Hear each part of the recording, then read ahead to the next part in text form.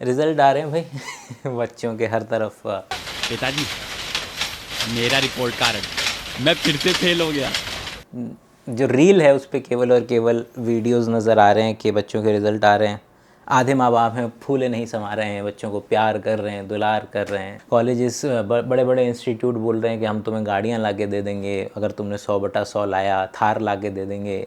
और एक जगह देख रहे हैं कि माँ रो रही है कि बच्ची फ़ेल हो गई है, माँ रो रही है पागलों की तरह। अब वो क्यों रो रही है वो अलग बात है, अलग डिस्कशन है। हमारा जब तक ख़त्म होगा ये पर्टिकुलर वीडियो, मैं यहाँ पर ला कर के आपको खड़ा करना चाहता हूँ कि ये दोनों ही तरीके बच्चों को बर्बाद कर रहे हैं या एक नई फसल को बर्बाद कर रहे हैं। पहला आइडिया शुरू करते हैं एक एक्सपेरिमेंट से जो कि बहुत पॉपुलर है, one of the most popular experiments में से एक है, लेकिन इतना पॉपुलर है कि भारतीयों को उसके बारे में पता ही नहीं है, ख़ास करके पेरेंट्स को उसके बारे में पता ही नहीं है, तो हम पगला जाते हैं। तो ये दोनों ही पेरेंट जो हैं, जो बच्चे के फेल होने पर उस खुद रो रहे हैं, या तो उसको कूट दे रहे हैं या तो उसको पीट दे रहे हैं, और बच्चा भी रोता बिलखता घूम रहा है।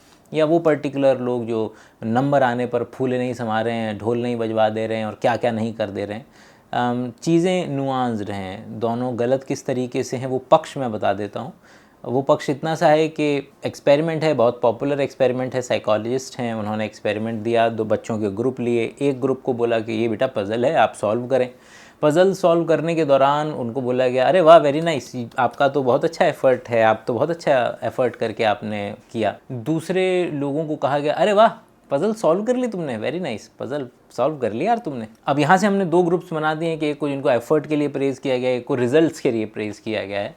अब दूसरा एक्सपेरिमेंट मतलब कि इसी का सेकंड लेवल दिया जाता है, उनको जानबूझ करके एक हार्ड प्रॉब्लम दी जाती है जो कि वो सॉल्व नहीं कर सकते। और अब देखा गया कि किस तरीके से उन लोगों की हालत ज़्यादा, उन बच्चों की हालत ज़्यादा ख़राब होती है क्योंकि उनको रिज़ल्ट ओरिएंटेड है, उनको चाहिए कि मेरे को प्रेज़ तभी मिलेगा, मेरी आइडेंटिटी इस किससे लिंक्ड है कि मुझे पज़ल सॉल्व करनी है। दूसरे वालों का लिंक्ड हो गई पर्सनालिटी कि भैया एफ़र्ट करना है पहले ही, कि जितना हो सके एफ़र्ट कर देते हैं उतना बढ़िया रहेगा।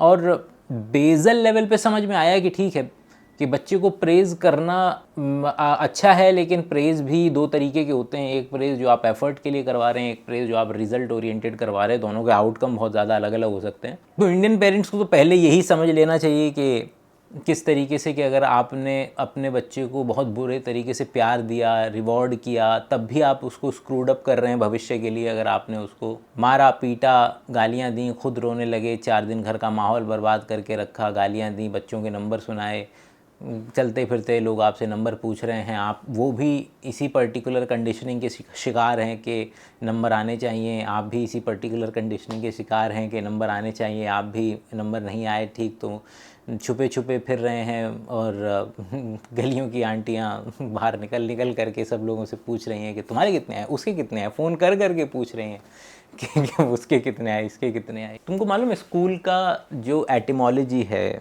इतिहास है, उसका मतलब होता है लेजर, खालीपन, मज़ा मारो। इंसान की प्रॉब्लम यह है कि वो ज़्यादा देर तक खाली बैठेगा नहीं, उसको कुछ ना कुछ करना है। तुमको भी अगर मैं दे दूँ, और एक बच्चे को तो वैसे ही, वो अभी कुछ भी उसको करने को बोल दो तो अभी पेंटिंग कर रहा होगा, कुछ देर बाद खेल रहा होगा, कुछ देर बाद कुछ कर रहा होगा, कभी फ़िलॉसफी पढ़ रहा होगा। लोगों ने पता नहीं क्यों देखा और इसको स्ट्रक्चर करने की जब उन्होंने कोशिश की तो उन्होंने स्कूल बना दिए। कहा कि नहीं, आधे घंटे फिज़िक्स, आधे घंटे मैथ, आधे घंटे पॉलिटिकल साइंस, आधे घंटे ये। और बहुत ही मतलब कोई व्यक्ति सोच करके भी इतनी बढ़िया कैद नहीं बना सकता था। स्कूल से मेरा 36 का आंकड़ा है, स्कूल के आइडिया से, लर्निंग से नहीं है।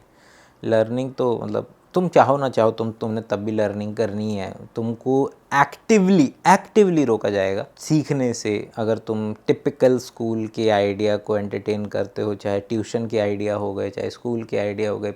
बच्चे की उम्र पूरा स्ट्रेस हार्मोन्स मतलब क्या निकलेंगे स्ट्रेस हार्मोन किसी जानवर को, शेर को देख कर के जो स्ट्रेस हार्मोन पहले 18 साल, 20 साल, 25 साल हम एक एजुकेशन सिस्टम बना करके, इंडियन टिपिकल फैमिली सिस्टम बना करके जो बच्चे के कॉन्टीन्यूसली स्ट्रेस हार्मोन हमने रिलीज़ करवाए हैं, और फिर हम उम्मीद करते हैं अरे ये बेटा तुम तो कमाने लगे, तुम परेशान क्यों हो रहे? अरे भाई वो अभी भी रात को जग जाता है इस बात को सोच करके कि मैथ का पेपर है आज और उसने तैयारी नहीं की है, वो डी लाना भूल गया है, उसका पेन काम नहीं कर रहा है, आज भी आप लोग सदमे से डर के मारे उठ जाते हैं कि आज कहीं पेपर तो नहीं है। ये तो रहा जो आइडिया के पेरेंट्स को समझने वाली बात कि अगर वो चाहते हैं कि सच में, क्योंकि चाहते तो यही हैं सब लोग कामयाब हो जाएं, लेकिन वो कामयाबी के लिए वो सच में आड़े आ रहे हैं, बाधा बन रहे हैं, चाहे वो हमारा नंबर लाने का हो। बच्चा हमेशा सीखने की बजाय इसी में उसकी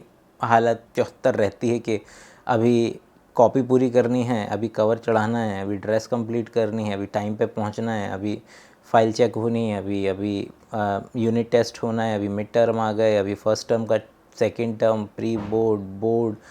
उसको सीखने का, खुद से जानने का, खुद से सीखने का उसको रत्ती भर मौका नहीं मिलता है। और जब मिलता है तो लोग करते हैं, पूरी ज़िंदगी करते हैं। मेरी ज़िंदगी में ये जो समय चल रहा है पिछले 1 दशक से, ये मेरा स्कूल है। मैं हर वक्त कुछ ना कुछ मज़े के लिए करता रहता हूँ, एंड दैट कॉन्सिक्वेंटली मुझे या तो पैसे ला करके देता रहता है, और जो भी चीज़ें मुझे चाहिए वो एज अ कॉन्सिक्वेंस मिल जाती हैं। तो अगर सिलेक्शन वगैरह है, या किसी पर्टिकुलर कॉलेज की सीट है, या कोई स्कॉलरशिप है, कोई, ये सारी की सारी चीज़ें आप पा नहीं सकते।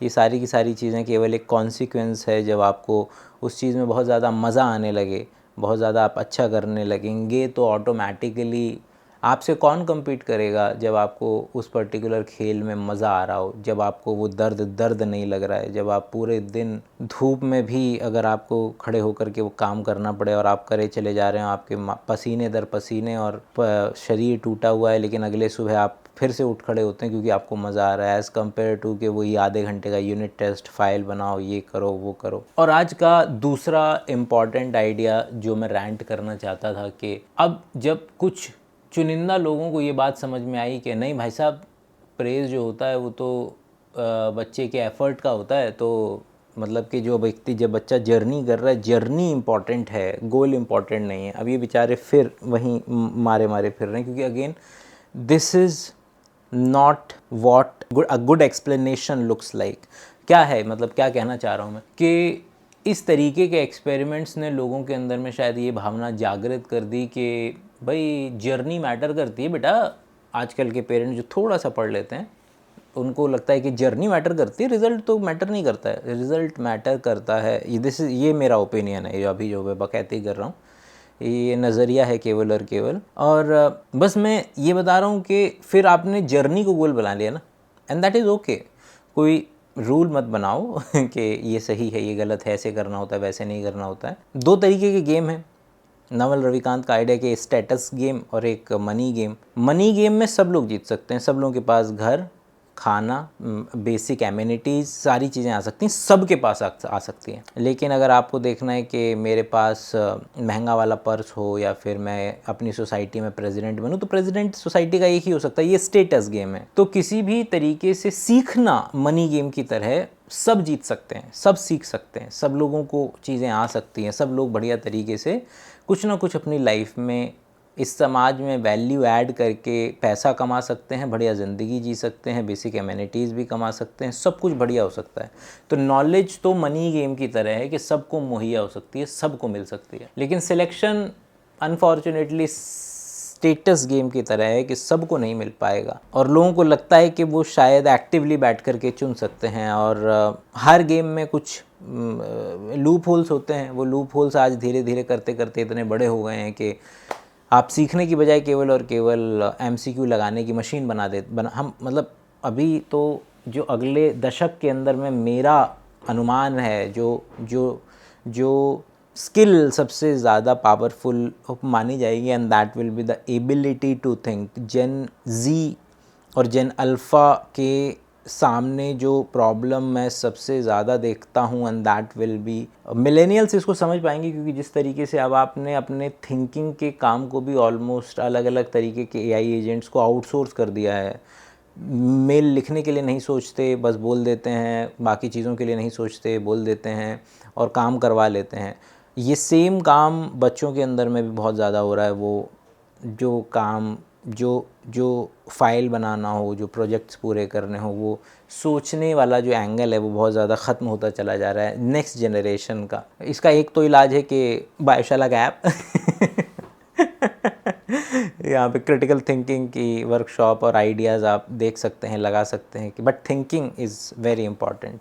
हम लोग साइंटिफिक थिंकिंग की डायरेक्शन से जाते हैं, but the idea of thinking, you are able to think in a very specific manner how to solve problem, वो चीज़ बच्चों के अंदर में से गायब होती चली जाएगी, जिसका एहसास हमारे सीनियर्स को है, जो कि टीचिंग पॉलिसीज़, अंडरस्टैंडिंग और एजुकेशन पॉलिसीज़ बना रहे हैं। लेकिन कोई भी चीज़ आते आते दशकों लग जाते हैं कि नीचे बच्चे तक पहुंचते पहुंचते दशकों लग जाते हैं चीज़ों को आते आते। तो बच्चों से ये उम्मीद करना निरर्थक है, अरे तुम वो करो, तुम बढ़िया तरीके से अपने उसके लिए पढ़ो, अपने मज़े के लिए पढ़ो, नहीं है वो वो देख रहा है।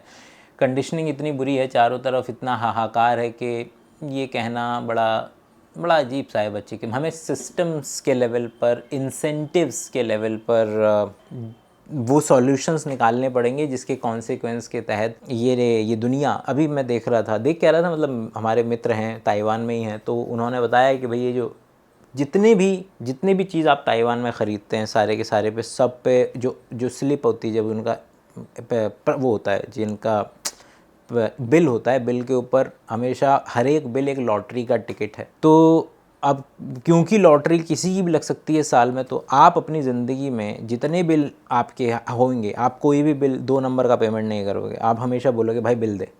आपने 2 रुपये की भी चीज़ पेटीएम करी, आप बोलोगे बिल दे, क्योंकि हर बिल पे एक नंबर लिखा हुआ आ रहा है, और लोगों के हिसाब से जितने ज़्यादा वो पूरे साल में बिल इकट्ठा करेंगे, साल के आखिर में आपका एक लॉटरी निकलती है, लोगों को पैसा मिल जाता है। लेकिन इसकी वजह से कोई भी 2 नंबर का काम, ब्लैक मनी एग्जिस्ट नहीं करेगा मार्केट के अंदर में। भारत के अंदर में आप जानते हैं कि आपने जो सामान ख़रीदे हैं, अगर आपने एक्टिवली ध्यान नहीं दिया तो वो व्यक्ति सामने वाला बिल नहीं देने वाला है आपको। तो उन लोगों ने सोच समझ करके इंसेंटिव डिज़ाइन की और सब लोग बिल लेने लगे, मांगने लगे, जिसकी वजह से सारा का सारा पैसा 1 नंबर का हो गया। तो हमें भी अगर एजुकेशन को सही करना है तो किसी बच्चे को ये बोल देना कि नहीं बेटा तुम अपने लिए पढ़ो, ये करो, वो करो, ये बिल्कुल निरर्थक बात है, मतलब